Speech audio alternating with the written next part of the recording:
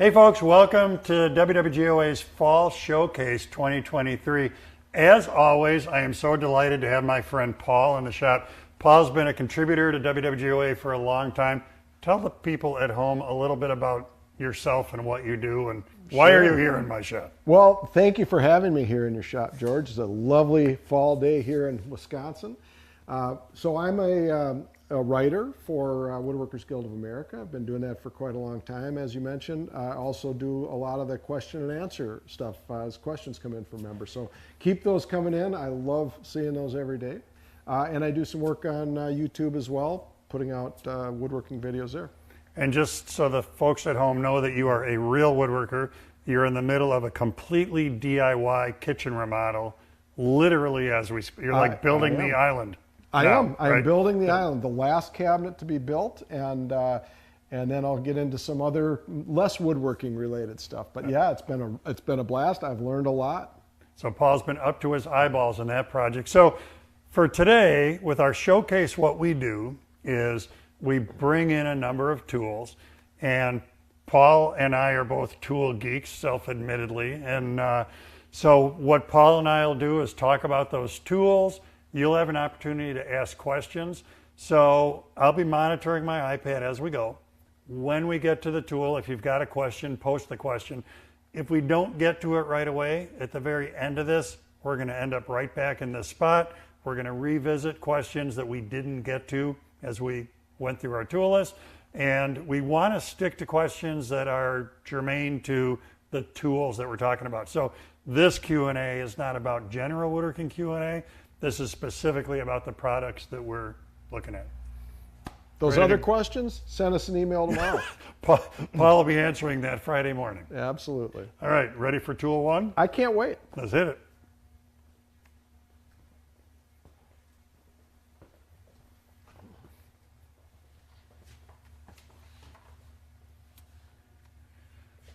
We both agree Forstner bits are the way to go if you want to drill a precise, accurate, very clean hole in your material.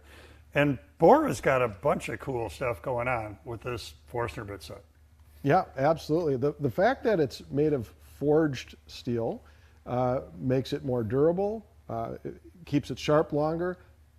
Given that it's sharp, it's gonna produce less heat.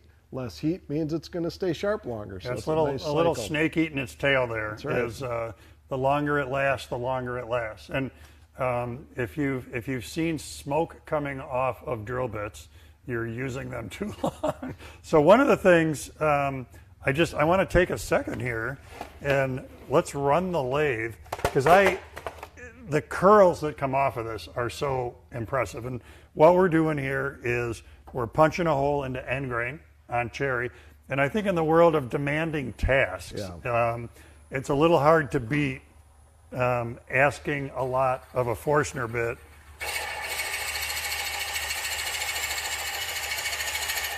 We're getting shavings, not dust, and very effortlessly as well. And no smoke. So we have made a video about this product. Let's have a look at that video, and then we'll come back and talk some more.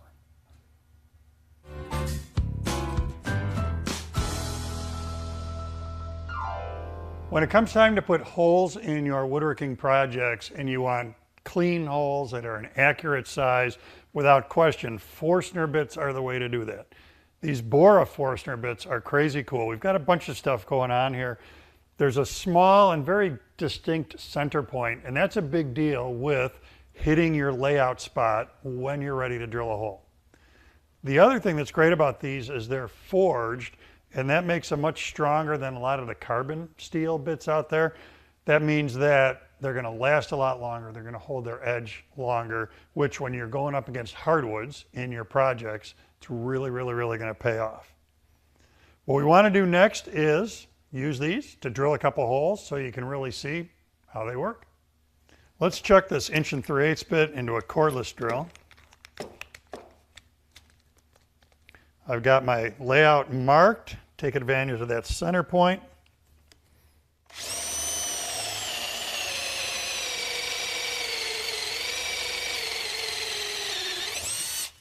Punching right into that hard maple. Center location marked. Find where we need to be, that nice center point. Now in a drill press, 1.5" cutter, like Bora.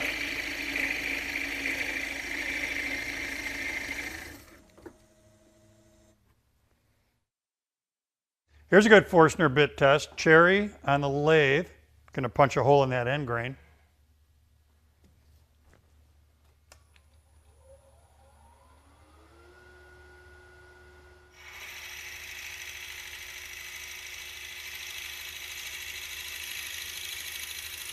Beautiful curls.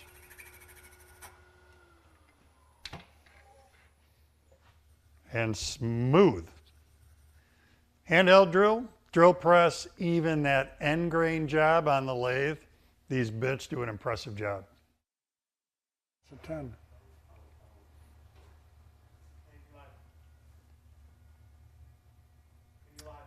I'm having a quick look here to see if we have any questions on the Bora Forstner bits. Nothing yet. What a great performance, great set of Forstner bits. Really did a great job doing a boring operation. Go that way. So this is a little unique for us, Paul, in that you and I both have Woodmaster tools in our shop. Indeed.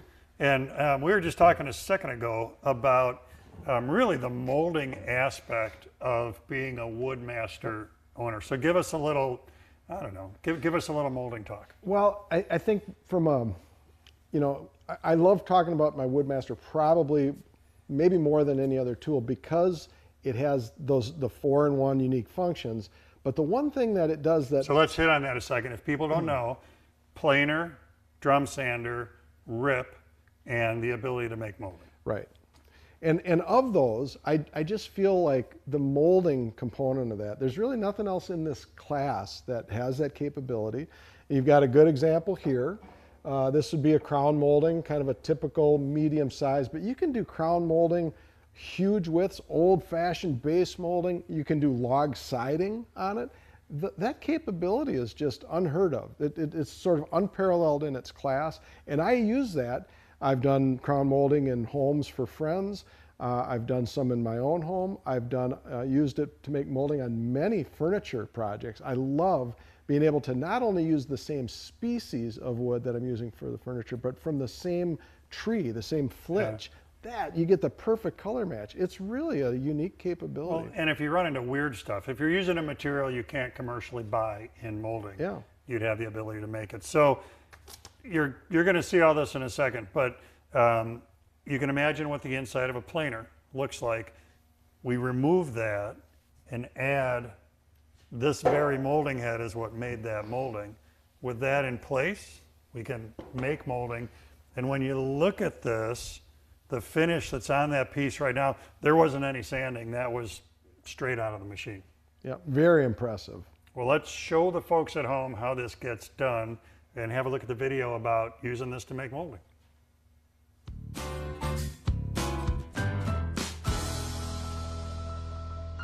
One of the things that's so great about the Woodmaster tools is their capability of doing so many different things. This is currently set up as a planer. We're going to change that in just a second. But we can also make molding, we can rip material to width, and we can turn it into a drum sander. So what we're going to do now is change this from a planer to a molder and make some molding.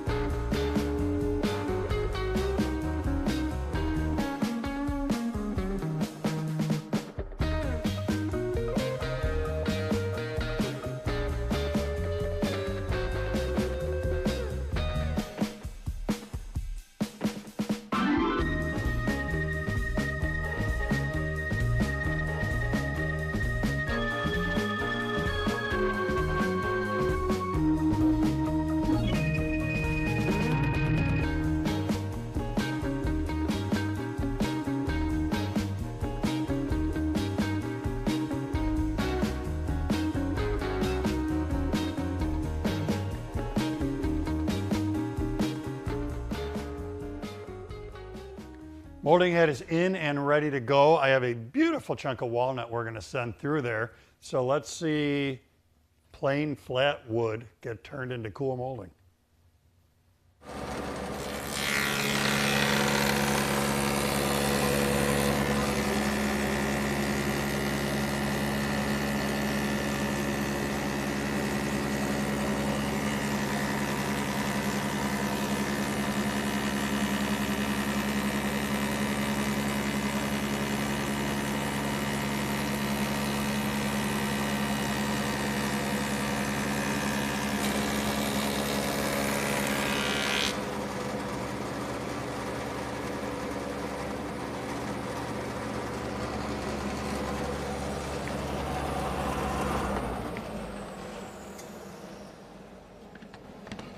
So there's a bunch of stuff that's great about this. One, just the satisfaction of making your own molding. Two, monetizing being able to make your own molding, because molding is not inexpensive. So once you have this setup, you could certainly be selling moldings. The other thing is, when you get a project that's in an unusual species, alder might be an example of that. Can you buy commercially made moldings in the species in which you're working? If not, no sweat, because you can make them. So lots of cool things about having the Woodmaster and its capabilities as a molder, in addition to planer, sander. We can put the ripping blades in there. So a lot of great stuff going on with that Woodmaster.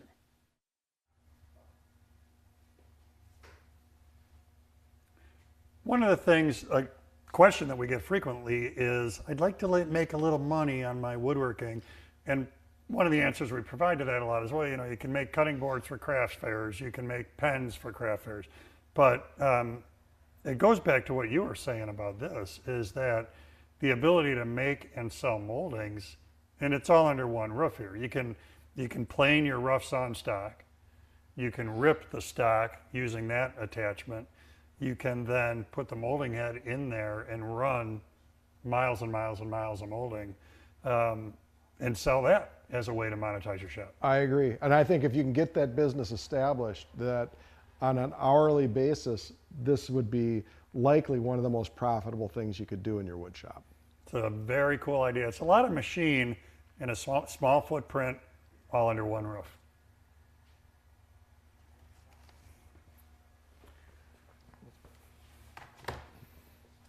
What?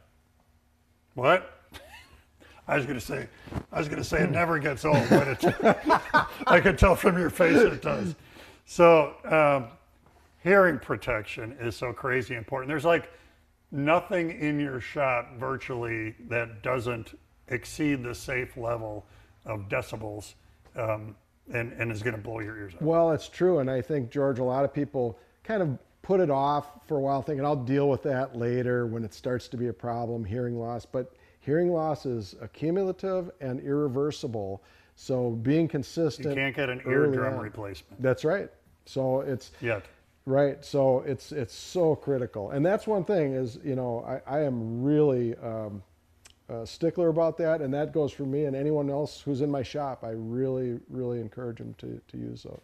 So we were just talking about decibels and noisy stuff in your shop. So for this video, I really like this, a little bit of a science fair approach that we took to this, which is we measure the decibel level on a bunch of common stuff in the shop so that we could show you what that is and really amplify the importance, see what I did there, of wearing hearing protection. Let's check that out.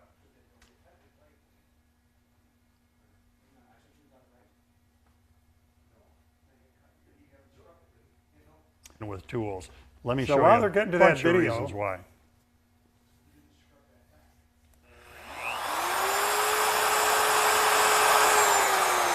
Remember that safe level for your hearing is 85. Let's look at some other examples.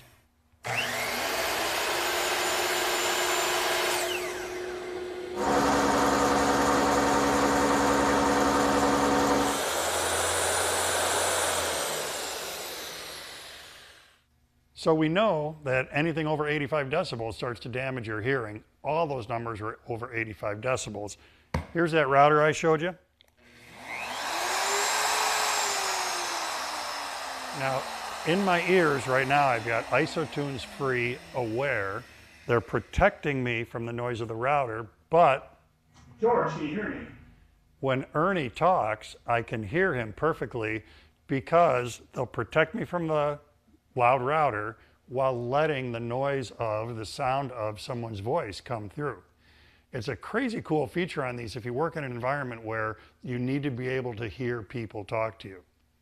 You can fine tune that setting so you can adjust it just right for the people that are around you to make sure you can in fact hear them. Now with Isotunes products, of course, we can Bluetooth connect to a device so you can listen to music, you can answer your phone, all that activity has maintained here. With free, just what it sounds like, completely wireless. So if you don't like the idea of a wire hanging around your neck, when I'm blacksmithing, I don't like having the wire on my sweaty neck, so I prefer the free for that application. With the Isotunes Link, these are my go-to when I'm running the chainsaw. Now there's a lot going on with running the chainsaw. I'm moving around a lot, I'm handling a heavy saw. In that case, I really like the protection that comes from having the muff style of hearing protection rather than the in-ear style of hearing protection. Incredibly, with these Link, 50 hours of battery life. A headband has been added. So again, working outside, running the chainsaw, moving around a lot, that headband adds a lot of comfort to these earmuffs.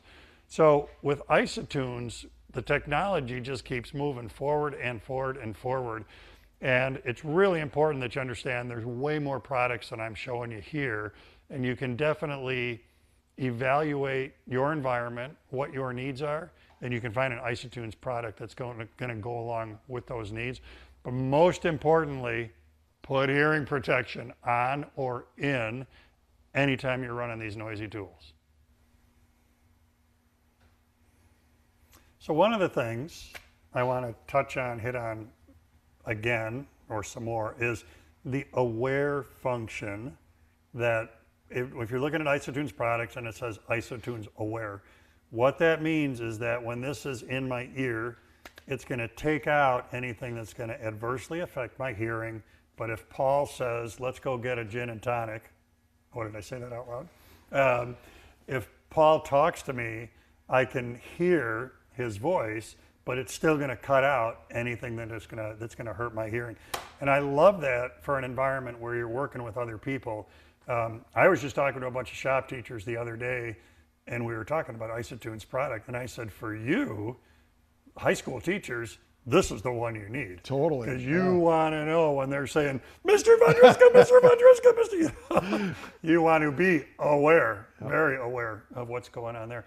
And the array of product line, we've seen that grow so much for Isotunes, from the very simple in your ear with the wire hanging around your neck stuff, to the completely wireless stuff, to the over the ear stuff, and then the introduction of the Aware line.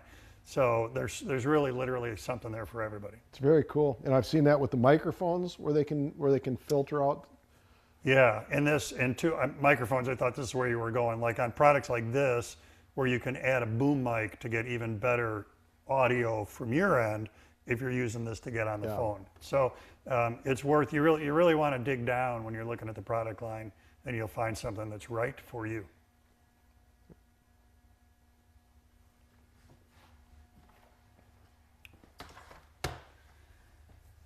I don't think we're going to argue about the idea that it's hard to beat a turbine-based HVLP system to get a really high quality finish. No doubt about it. It's absolutely the way to go. You've convinced me of that. I've started down that journey myself, and I have found that the learning curve is not as steep as I thought it was. The results are dramatic, and it's a very impressive way to lay down a finish. And it's a little cliche, except that it's true, that there's no faster way to ruin a project you have many, many, many, many hours in than by doing a bad job of finishing. So true. You can just undo in minutes what you spent hours trying to make right. So a couple things here. One of the things I really like about this Fuji system is with the turbine on here, and it's, think of a dimmer switch on the light in your dining room. That's what's happening here. So using that, I can control the speed of the turbine, which means as I'm spraying different fluids from shellac, which is like water, you know, it's super, super thin, up to latex paint, which is super, super thick, it gives me the control I need to make sure I'm getting the air I need so that I can get a good finish. That's a big differentiator, and that level of control just across the system is really, because it's, you can never set it up the same for two different applications. Everything changes, temperature, humidity, the viscosity of the finish, everything changes. So you have the ability to dial that in is critical. Yeah, the controls here plus the controls on the gun. So we have broken this down a couple steps further in the video.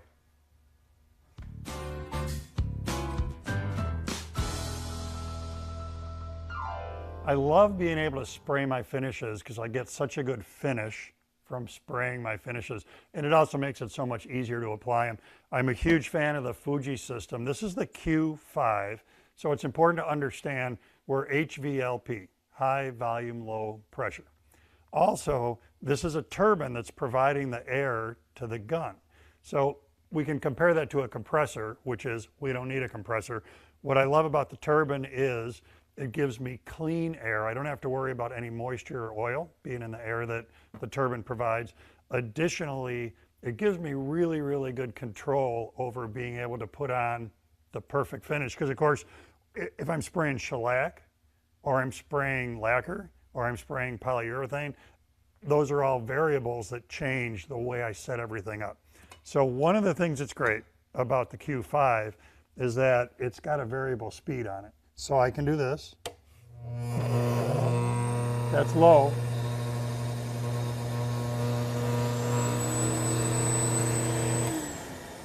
And that's high.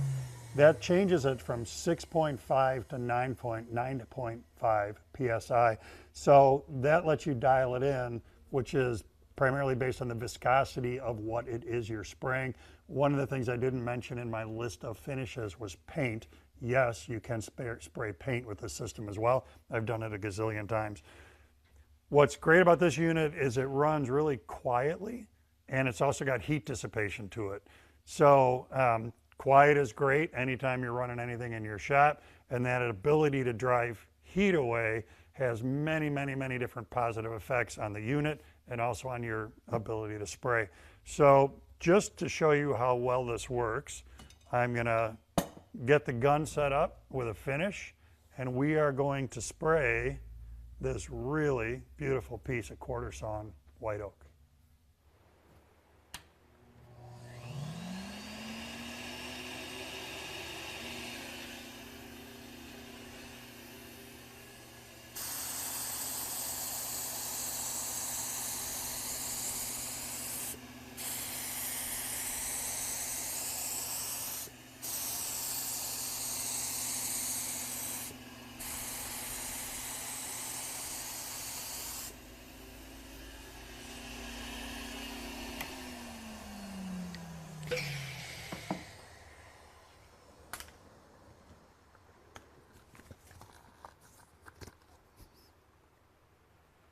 I love the results. It is so great to be able to spray finishes, get that quality of finish, and the control that we get from using the Q5. Well, George, we had a question come in about really what is HVLP? I know it stands for high volume, low pressure.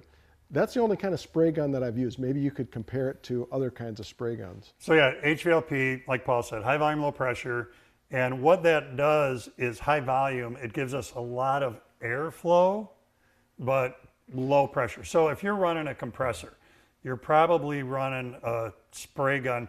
This is, I think, 6.5 to 9.5 PSI or something like that. It was in the video that you just watched.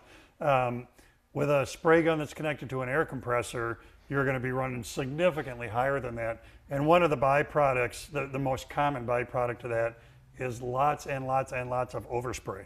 So the day that you spray lacquer on your bookshelf, you're kind of also lacquering your table saw and your joiner and anything else that's in the space where that overspray might land. So the big gain for me when I switched from a conventional sprayer to the HVLP system was significantly reducing overspray. I am not masking off or like laying plastic on anything else in my shop when I use the gun to spray like you just saw in the video. And then the other important point is with the turbine, in this case, the turbine is providing air rather than a compressor providing air. So this is what we would call clean air. There's no humidity in this, there's no oil in this. So as a result, I'm not pushing that stuff into my finish and adversely affecting. Seems like there would be a lot of cost savings with less overspray as well. That's pretty expensive. Yeah, the product's material. going where you want the product. Yep. Yep. Because I'm so proud of it, I wanted to make sure that we point out, this is the finished white oak table, completely finished white oak table that you saw in that video. And again, it's Paul and I talking about achieving a high quality finish. When you get that low glancing look across this, that nice mirror-like finish, very smooth, very consistent, even mill across the board there, literally. That's really what we're talking about with trying to hit a good quality finish. Yep. If you go to a furniture showroom and you see that kind of lustrous, just perfect sheen. That's fun to touch. Yeah, that's Just how it's done. very tactile.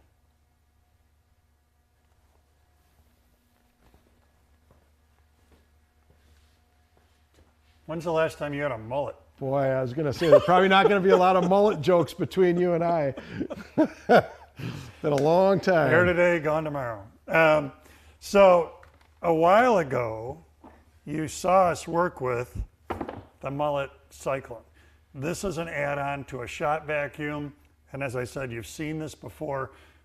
I love this, and I love her this. Like, the boom arm is such a great addition to my sanding station here. Now, to be clear, and you're going to see it in a second, the boom can go with the Cyclone can go with your vac. So this doesn't have to be on an independent sanding station like this. But reaching where you're working is a big deal. It's a great deal. And you're a dust collection aware fanatic. I've done a lot of homework on it, and I've done a lot of work in my shop to have a setup where my shop is attached to my home. A couple of us in there have dust allergies, so it's really important to me to keep a good clean air environment. This is a neat innovation though, because it lets you get dust collection to areas that you might just say, I'm just not going to bother with it. I'm only sanding one piece. Exactly, which always turns into one more and one more. And this lets you get that dust collection into those awkward reach places where it would be hard to get to. And if you did, the hose is always getting tangled up on something. And so this is a really nice solution. And with the random orbit, like we're connected to here, that's one thing. I'm a big belt sander user. I love my belt sander. But when you're running that in the corrugated hose, I've got this smooth flow going, and then that corrugated hose hangs up for a second. Suddenly my smooth flow, it means I just divoted a tabletop because it stalled me out. Yep. So coming in from overhead like this is a big saving on that, preventing that from happening. And just general keeping it out of the way. And it's so important with dust collection and allergies to remember that not being allergic today doesn't mean you won't be 1 year from now, 5 years from now, 10 years from now, because it's a cumulative effect. So you really want to protect your lungs from the get-go so that you can still enjoy woodworking anytime in the future. So I'm trying to think of a boom joke that'll take us to the video, but maybe I just say, let's watch the video.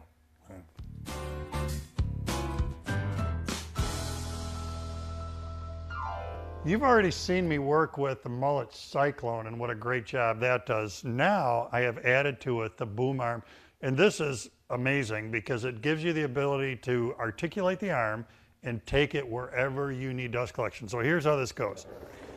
In this case, I've got it attached to the Cyclone. You don't have to do it that way. There are a variety of different mounting styles.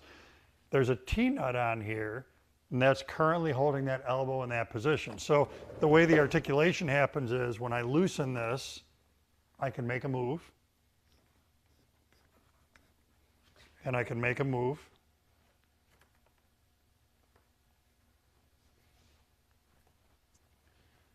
and I can make a move. So you can see how easy it would be to get pickup here, anywhere, depending on what kind of job you're doing that you want to get dust collection on. So let me do a little setup here, and I'm going to show you just how well this works.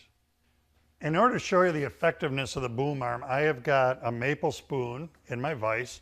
I'm going to use my grinder in order to carve that bowl out. So first thing I'm going to do is I am not going to use the boom, as though you've never seen airborne dust before. But let's just look at a little compare and contrast.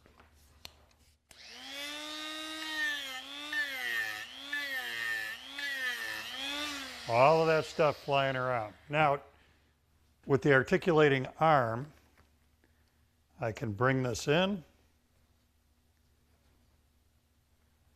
give ourselves a little vacuum.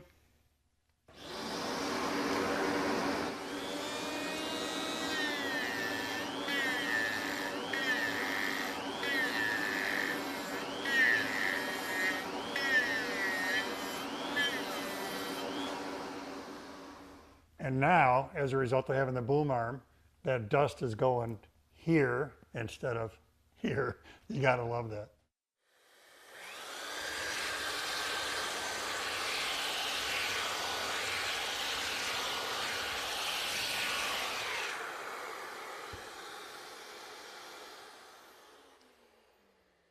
Here's another thing I really like about this setup. What I've done is move the boom arm to my bench.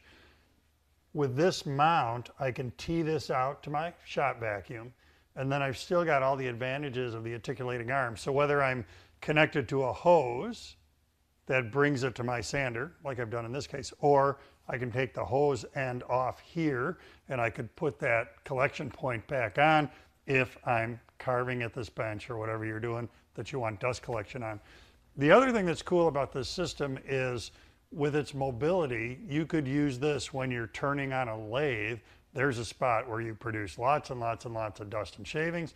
You could even use it under drywalling applications, another incredibly dusty application for tools. So there's a lot of stuff you can do with the boom arm to make sure that you're picking up dust right at the source.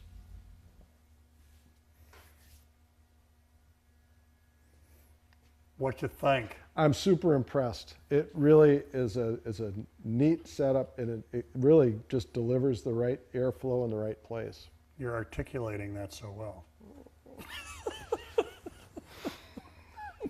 Does that mean we're done here? Moving right along.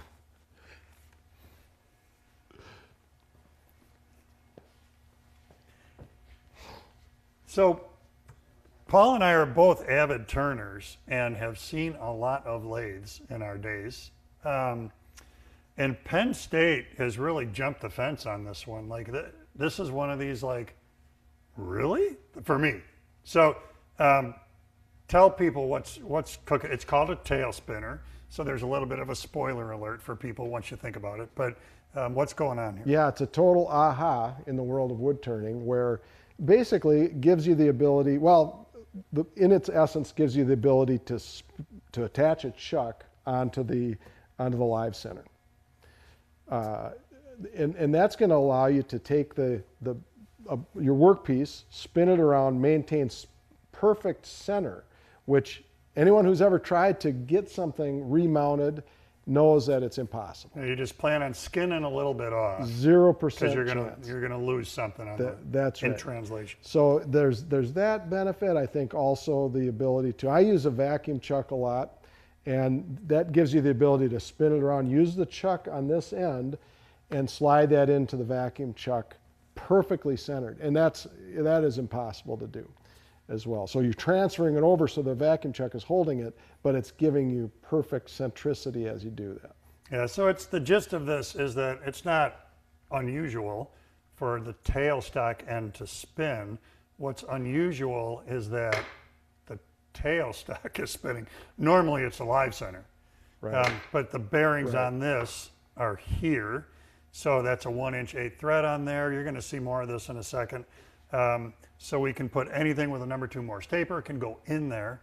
Anything with a 1'8" TPI can go on there. So let's look at, it's going to make more sense to you when we watch this video where I start here, finish here.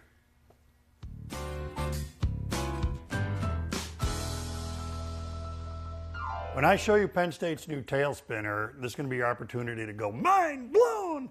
This is a complete rethink of a lathe. When we look at the tailstock, we're used to the idea that this cone will spin. It needs to, because the headstock is driving something. But if you look closely, what's happening here is that this cone is not on its own bearings, it's the tailstock that has bearings. So when I take this out, I have a lot of options here.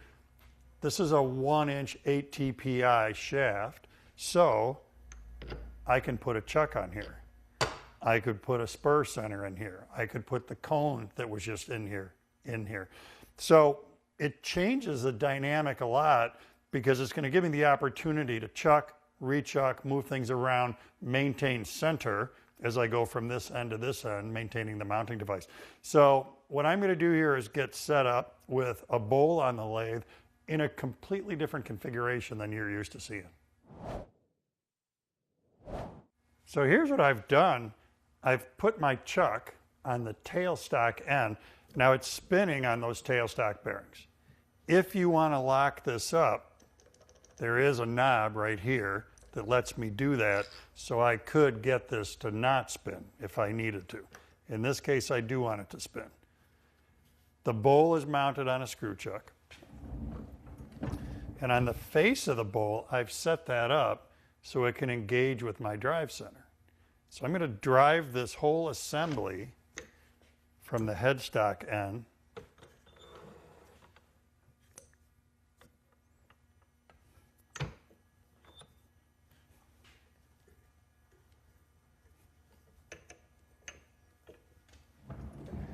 and the way to think about this now is that this is going to be the bottom of my bowl. This is going to be the top of my bowl. So I'm going to do some rounding, I'm going to do some shaping, and then eventually we're going to flip this whole thing around.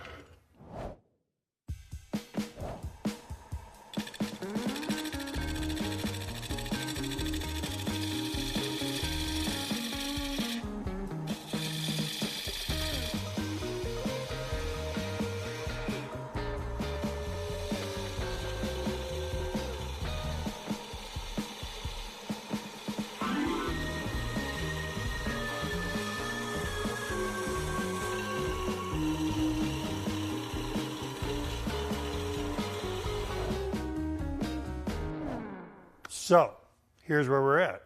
Outside is pretty well shaped. What I'm going to do now is I'm going to use this lock in order to lock up the tailstock because I don't want it to turn. What I'm going to do is bore with the Forstner bit in order to create the recess for the chuck. You'll see all this come together.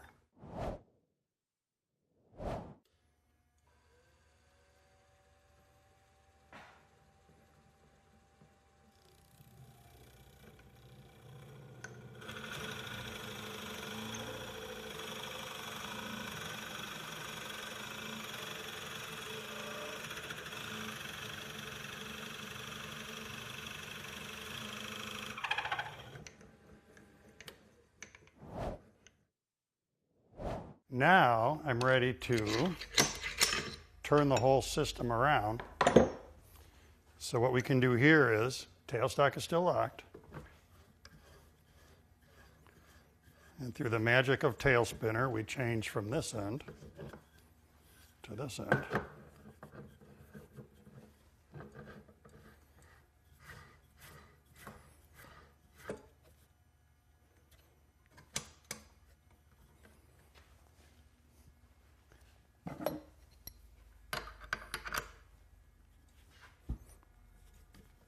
Come off my screw chuck.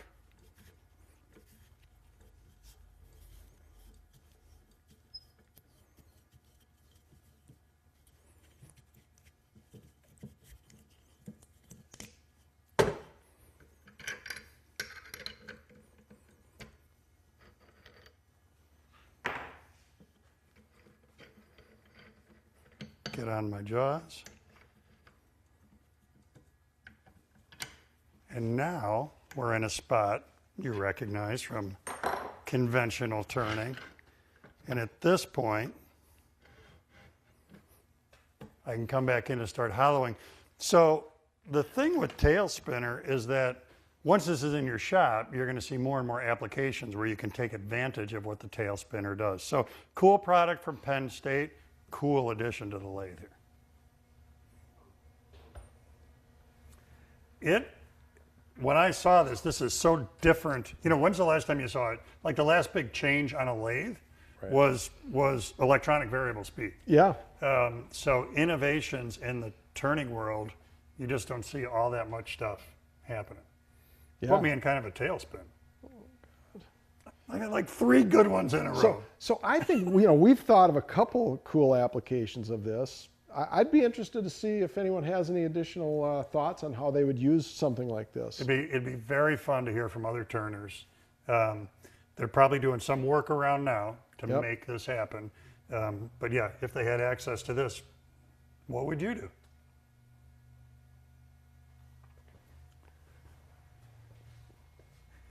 So it does happen to be Power Carving Month as we speak, which is pretty cool. And I've said a few times since I've had the Arbortech system in my shop, you and I are both avid bowl turners, which is fun. You put them on the lathe, they go round. This, my new form of bowl turning with the power carver, I have really, really come to enjoy. And the marriage between the turbo plane, which takes out a lot of material, and then the detail that you can get from the precision carving system, and then throw the sanding head in there to clean your work up. One spot this actually got used a lot, I don't know if I ever told you this, but when I was sanding the outside of the cedar strip canoe, about 98% of that sanding got done with this tool. Oh, no kidding. Because the dust collection on it is so good. It is. And it's a hook and loop amazing. sanding setup, so I could easily change from grit to grit. Yeah, why not? So one of the things when we were putting this together that I thought would be cool would be, you and I have talked about river tables a lot. And the very traditional way, if it's traditional yet, I don't know. Maybe. It's too early to be traditional. The very standard way to do that is a slab and a slab, and you pour a big river of epoxy between the two. And I thought it'd be kind of cool just to take a nice slab and turn it into a river. Yep. So a little out of the box thinking. Well, it is. So as cool as river tables are, I don't think I would ever make one as you call it, the traditional way. The setup involved in that, the cost of all that resin, this makes it, to me, it makes it more, accessible. Well, and there's a neat creative aspect to this. So you'll see how this happened in a minute. But the bottom line is it's a slab onto which I drew a river. And then I just started hollowing. And when it looked rivery enough, if that's a word, then I stopped and poured epoxy in there. Yep. So enough talking. Let's see how that river ran through it.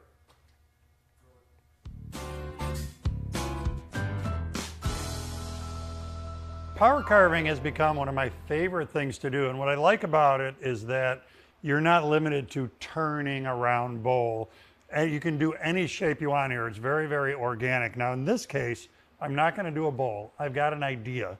I'm going to use the Arbortech system here, the turbo plane, and the precision carving system to make a river table. The way I'm going to make a river table is, first thing I'm going to do is make a river.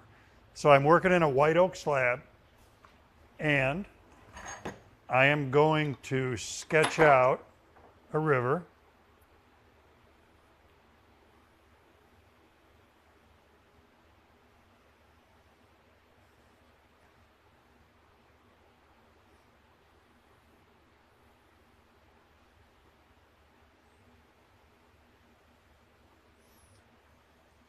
Now what I'm going to try to do right at this knot is make an island.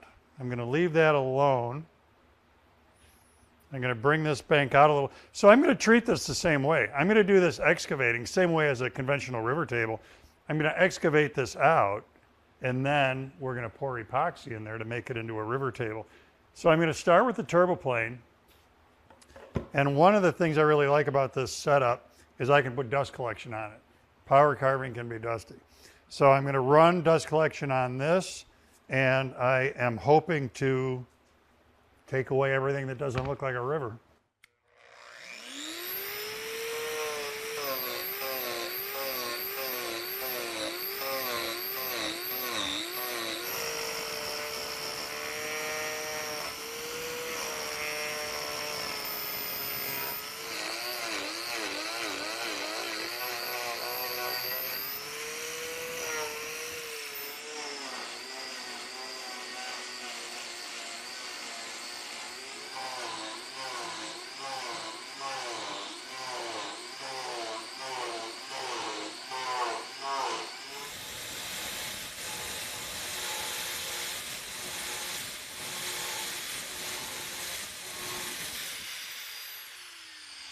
I've done as much as I can do with the turboplane, and now I have changed to this great ball carver. If you want the bottom of whatever you're doing to be perfectly flat, I could have gotten this flatter with the turboplane, and then we can take the turboplane off and add a hook and loop sanding disc so we could really even that surface out. What I want to do is detail areas that I couldn't get into with the turboplane, and that's where the precision carver is going to come into play. So I'm going to keep working along the river bank. I'm just trying to define that a little bit more. Then I got to use this to come around the island here or one of the other small cutters so that I can define this and it'll stand out when I pour the river.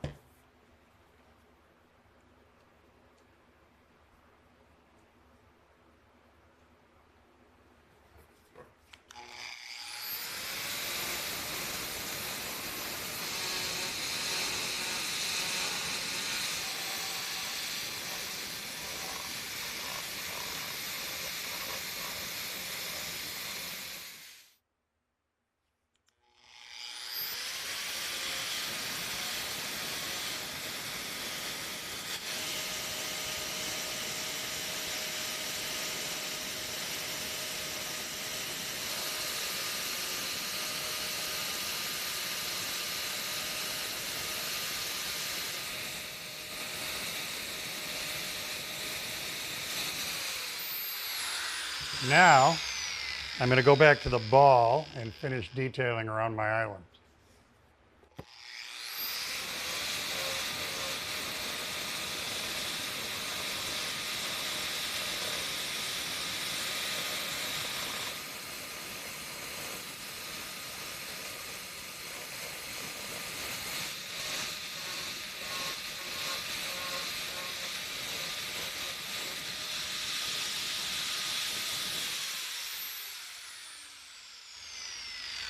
I really like how this looks. A river runs through it with my little island in the middle. Next step, little epoxy work. First step, penetrating epoxy. It's going to soak into the wood, help prevent bubbles. After this is dry, then I'll do the river pour.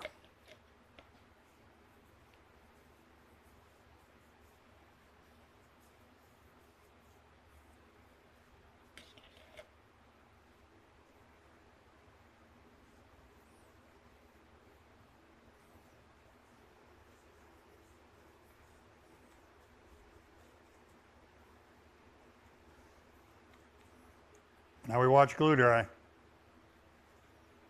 Got my epoxy mix to pour this. And part of what I was after was just a little suggestion of color in this. I love the texture that was left in the bottom of the river here by the turboplane and the ball carver. And I want to make sure we can see that.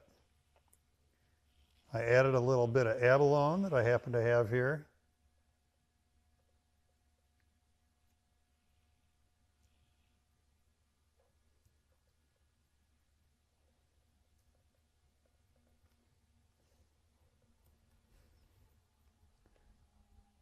So in the epoxy, I've got pigment, and then I love this. That's coming from a little touch of mica powder.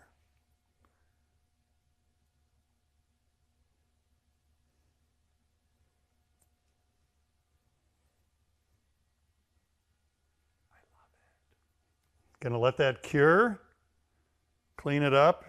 It's gonna be a beautiful little river table.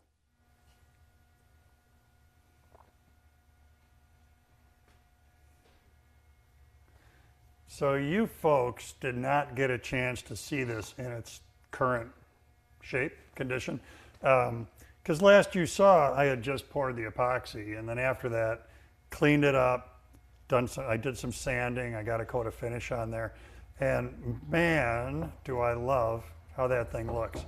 Now, one of the details that I really like that came out of this, it's like the thing I had the most fun with, was when I had the ball carver on, and you just saw this on the video, and I was working my way through the riverbank there and intentionally creating that very irregular edge, because that's what a riverbank looks like. So I think the big trout is right there under the bank. So it was just neat to be able to use the system to put that level of detail in and just play with it. Well, and not only the edge, but the contoured bottom. Yeah. You know, it just adds such a depth to it. Yeah, I think one of the things with our studio lights in here today, you may not quite be getting what Paul and I can see here, but the bottom undulates like crazy from the turboplane and the carving system, and that's the way a river looks. You know, it's kind of like the water flowing over it that creates that pattern in the sand. That's really what it looks like on the bottom. Yeah, it was very, very absolutely. fun. There's a really neat way to make a river table. Yeah, I would argue that's a better way to make a river table. That's a next level river table. Oh, thank you.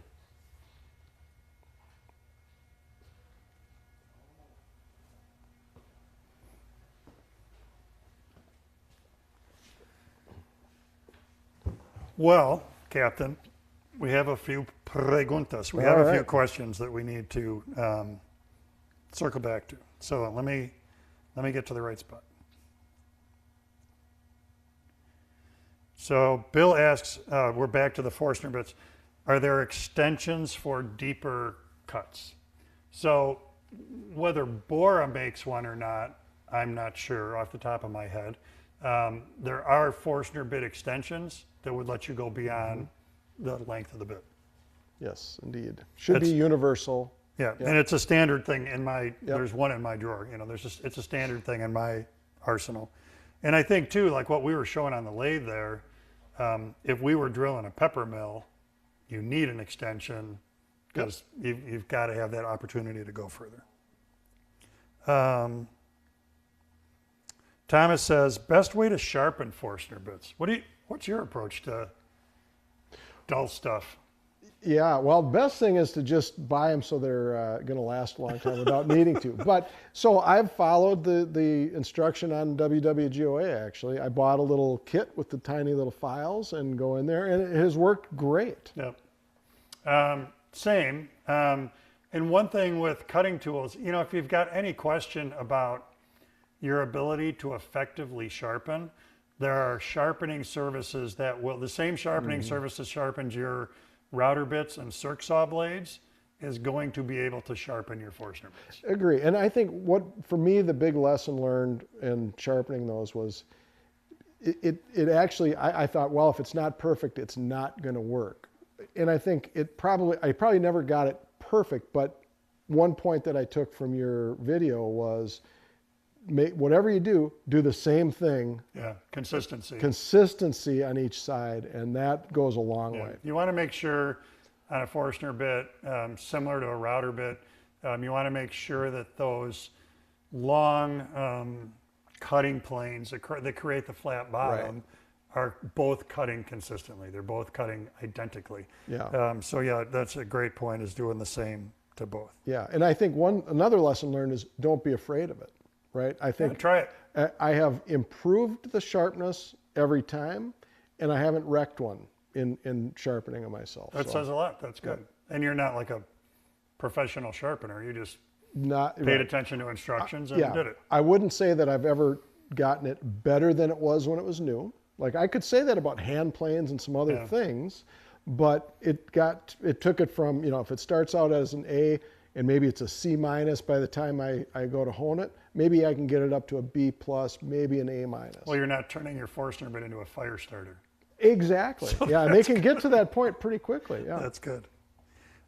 This is a question for you. Bill asks, regarding the Woodmaster, can you use multiple molding heads? So I've had this set up on my Woodmaster where you have, in some moldings, it'll have a top profile and a bottom profile. Because not uncommon that you cut a relief on the back of exactly, and it's just, maybe it's just 45s or whatever on each side, a couple wings, but exactly. So to have that side by side, and I've done it not with two molding heads like you were showing there with the molding head. I used the planer head. It can also be used to hold molding knives. Yeah. So I've got the I've got the carbide You've got insert the carbide. planer Yeah, head, not that right. one. Don't try to attach them to that one. But with the steel traditional knife steel, planer head, Yeah. you can take a segment out in the middle and insert a molding cutter. You take all the knives out, and then you insert the molding cutters in there, and then there are counterweights that you put on the other sides. And I've done that, and so that you can do. I don't know. So you're saying, so you had it like this side of the, I'm going to say planer head, but it's the molding is in there. But this side of the unit is cutting the top of the molding. You're already set up to cut the bottom face over here. Exactly. So you run it, flip it, run it. Yeah, exactly. That's crazy efficient. Yep. That's very cool. Jim says he's got a pair of Isotunes ear muffs. So the muffs are this style over the ear. Charging port fell back into the headset. Thought I'd have to throw them away, but I took out the rechargeable battery and AA batteries fit. So yeah, I'd have to look at the owner's manual to double check for sure, but I think in all of the over-the-ear styles, you can choose to use the onboard rechargeable, or you can take that out and just put conventional batteries in there. HVLP question mark, that's the one you brought up. We answered that. Robert says, I've got a few different sets of Isotunes products and love them. I'll sometimes double up wearing my earbuds, so those are the in-the-ear style, with links over the ear style for particularly loud environments, like a router and a dust collector combined is louder than just one or the other. We frequently hear 85 decibels as the limit for needing hearing protection. While this is true, we also need to be concerned about impact noise greater than 115 decibels. So not a question, he's just stating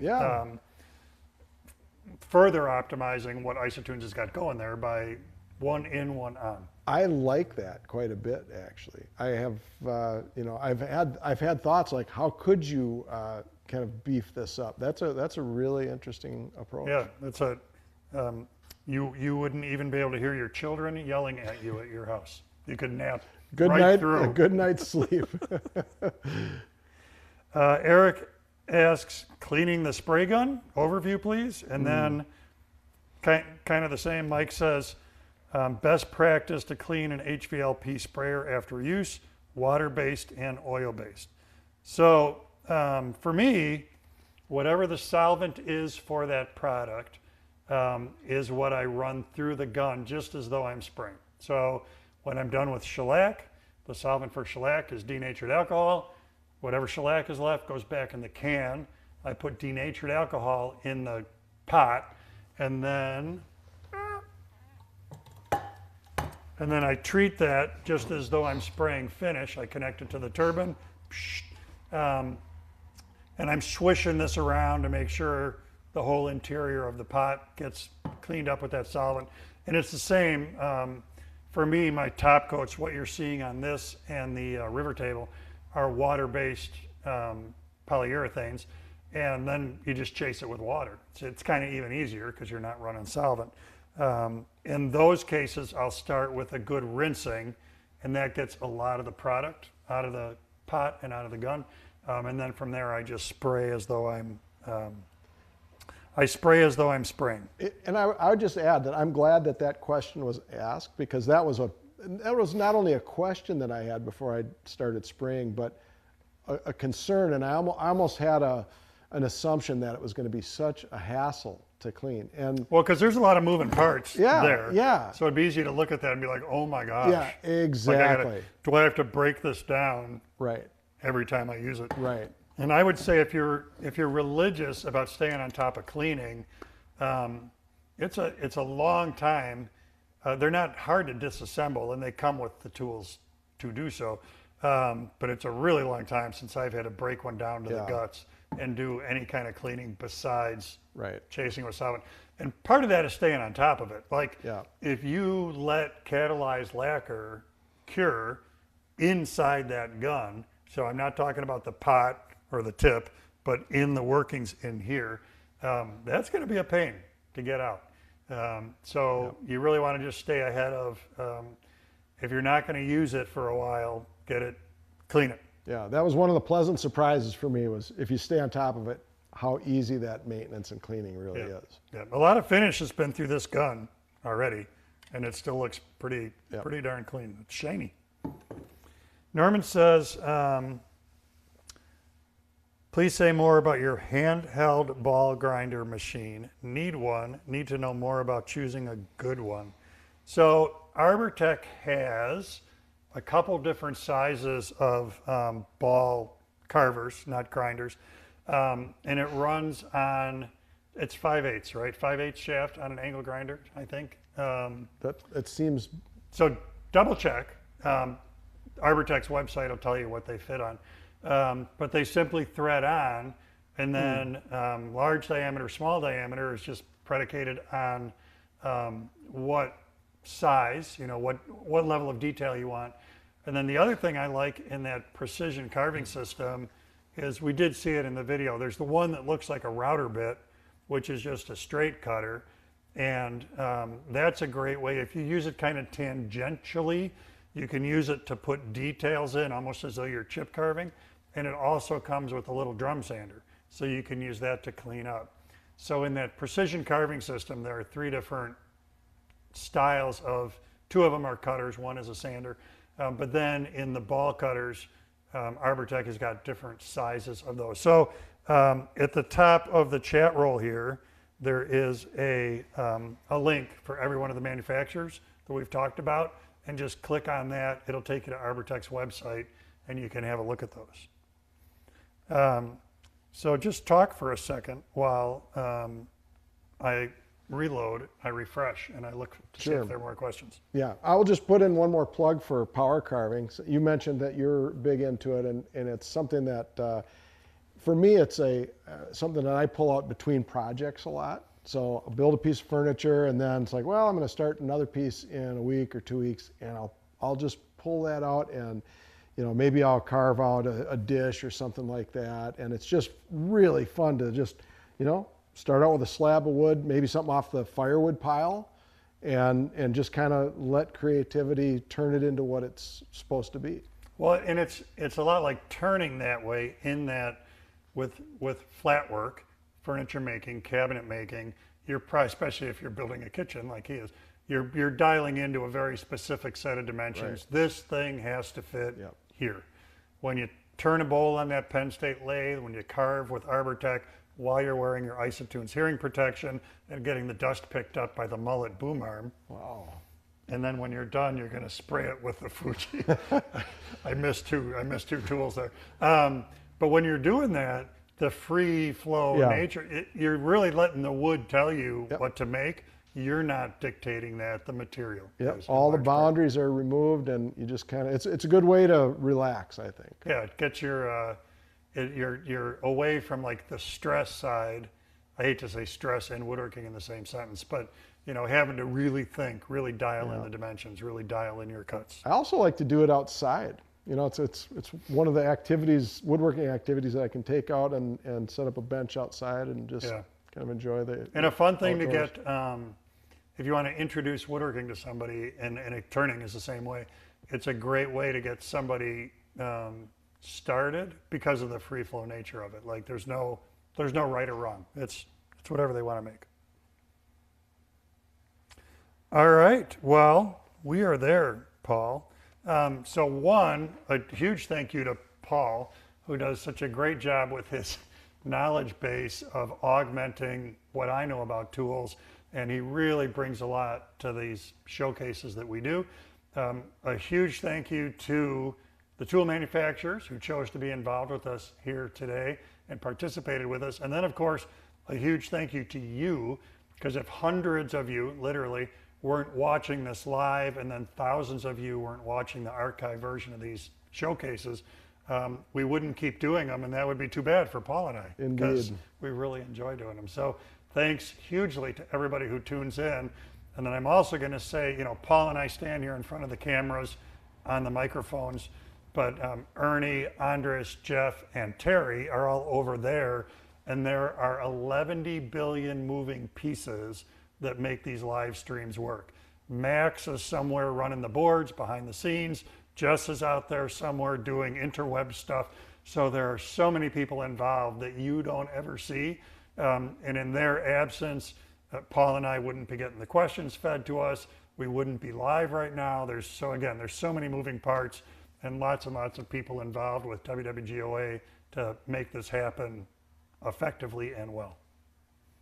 Well said. Thank you. Thank you. Now can we get a gin and tonic? As Did I you say wish. that out loud?